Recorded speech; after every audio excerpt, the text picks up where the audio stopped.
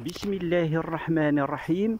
متابعي قناة نحل جرجرة، السلام عليكم ورحمة الله تعالى وبركاته. إذن معلومة سريعة في هذا الصباح. سألني أحد المتابعين عن خلية بعاسلتين فقدت الملكة، ماذا نفعل؟ قال أنه هل تنجح معها ملكة عذراء أو أنها يتركها تربي ملكة وتتلقح. إخوتي النحالين، خلية بعاسلتين مثل هذه عندما تفقد الملكة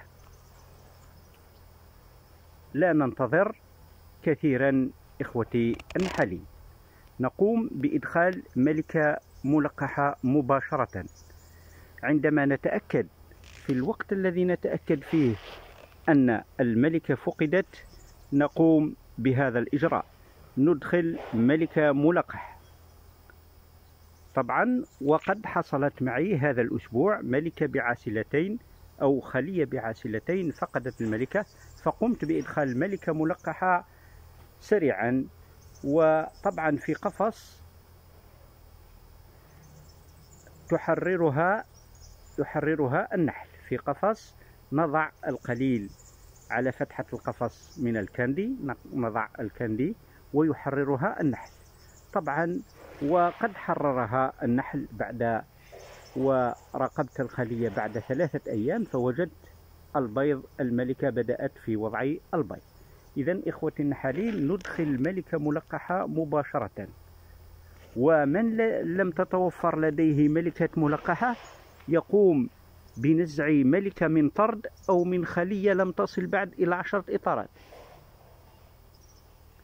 ويدخلها على الخلية ذات عاسلتين لكي لا تتعطل الخلية في جمع العسل. إخوتي النحالين، إذن يدخل ملكة من طرد، ينزع ملكة من طرد ويدخلها على الخلية، ويترك الطرد يربي ملكة، طبعا لديه الوقت لذلك.